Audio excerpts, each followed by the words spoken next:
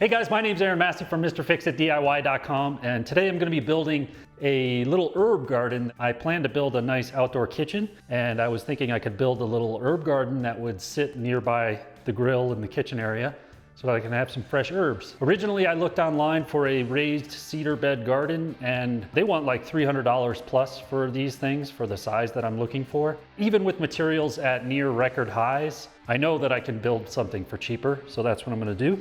This video is brought to you by Rainbird in their all-new raised bed garden kit.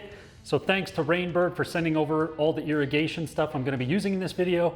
More on that later. Now let's get into the project. What I have here are cedar fence pickets. These are like $4 a piece. They're a little rough, but they're super cheap. Now a tongue and groove version of this, a cedar tongue and groove that's kind of finished and smooth, is like $50 right now.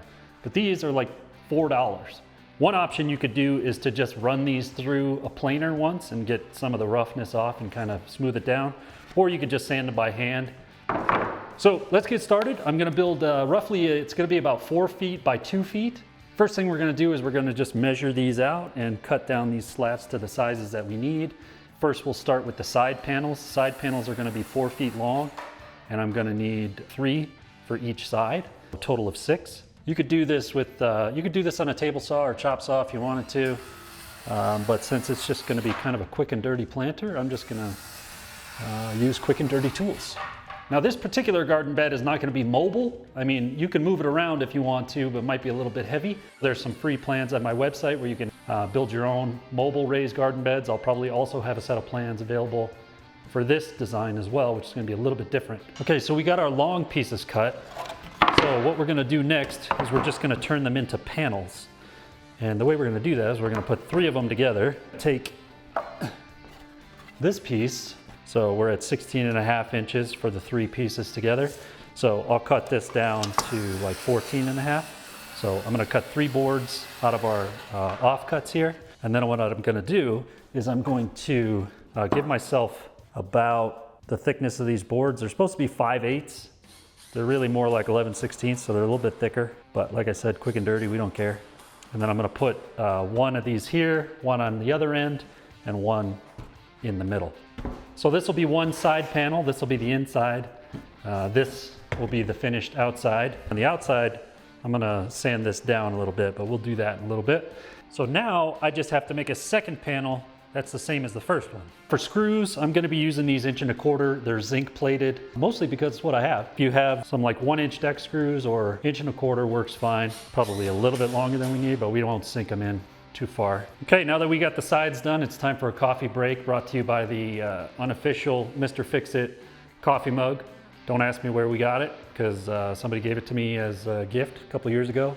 So probably Target or something, probably carries it. Okay, now we can work on the ends. So the end pieces are basically going to be the same. They're going to be 3 boards. We're going to cut them down to just shy of 2 feet. Reason being, that piece is going to tuck right in here in this lip. The whole thing will add up to 2 feet. I'll cut 3 per side, and then the difference being between end pieces and the side pieces is that I'm only going to put 1 support down the middle. Okay, so we got our end panels done and we've got our side panels done. Now, if you wanted to, you could just screw these together. The end panel sits right inside the side panel, just like that. And you could just screw and set it right on the ground if you wanted to. In this case, I'm not going to do that. This is going to be a raised bed and I'm going to put it on some steel legs. So we have to do a little bit more work. This side piece needs 1 more piece. We need to put a little nailing strip down the bottom here that's gonna support our slats. The little slats are gonna go across the bottom, hold the soil and all that. In order to do that, we gotta rip a little strip down here. Now, if you have a table saw available, it's a great opportunity to do this because you only need to rip a thin strip. If you have a track saw, also a great opportunity to use that. Or if you don't have either of those, if you have a level and a circular saw, you can use that as well. Okay, so now what we're going to do is we're going to take our little 1-inch strip, we're going to stick it right here on the bottom of our board. That gives us enough to slide our slats in later on. Okay, so there we go. Then our slats will ride right in here. Our end panel gonna go right on here like this, and then I'll just screw 3 of the sides together. So if you don't want to use steel like I'm going to use for the legs, and you want to raise it up off the ground, you could just use more of the fence pickets and just kind of dress up the corner like this, cut it off at whatever height you want it to be off the ground, and you could do it that way, and you could just use wood. You have options. You could do multiple different ways, depending on what tools you have or what what look you're going for or whatever. Now, before I close up this far end with the other end piece, I'm going to slide in slats in the bottom of this. So I have to cut some more pieces just to give us some wiggle room. It doesn't have to be super tight. We'll call it at 22 3/8 and just start sliding them in. And those will act as our bottom for our planter. Now, once these are in here, you can leave them floating if you want to. That way, if they get moisture on them and stuff, they expand and contract, they can move around a little bit rather than securing them in place. Or you can screw them in if you want to. So now that we've got our box all put together, next step is I'm gonna sand the whole thing just on the outside. I'm not gonna bother with the inside, obviously, but I'm gonna sand the outside, just kind of clean it up, make it look nice. Okay, so as you can see, I've got it all sanded down on the outside. It's not perfectly smooth, but I sanded it quite a bit just to get rid of most of the texture, because I'm going for a little bit more of a modern planter look than a rustic planter look. So next thing I'm gonna do is I'm gonna seal the outside. Of course, you want to keep in mind you're going to be growing food in this. I'm going to be using some tung oil finish, which once it's dry and hardened, it's fine for raised bed gardens like this. I'm not going to use like a polyurethane or something like that. The tung oil will soak into the wood and harden. And as you can see, that just brings out a little color and a little richness in the wood. Also adds a little bit of water protection. So for now, I'm just going to set this aside and let it dry. While the box is doing its thing, I'm gonna cut the legs. So what I have here is 1.5" by 1/8" inch angle iron. It's 48 inches long. I have 2 of these, and I'm just gonna cut them in half.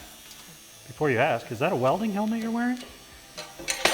Yes, it is a welding helmet. Why am I wearing it? Well, just because. Yahtzee!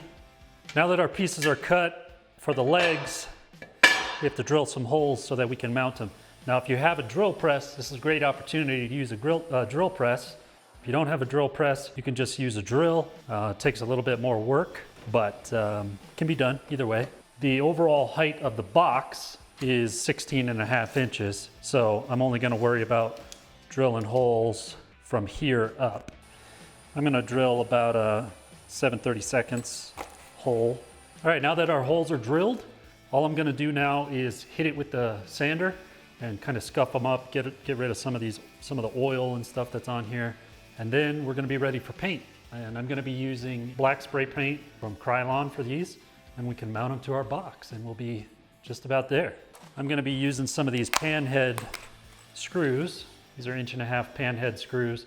I'm gonna be using a few of these to mount the legs to the box. Before I take it outside, I'm gonna line the inside with some contractor trash bags, and then I'll cut a few slits in the bottom of them. While I'm not crazy about the idea of plastic leaching into my food, I found that in drier climates, raised beds like this one dry out very quickly because the air can get on all sides of them. So lining them like this helps keep a little more moisture, and it saves on water.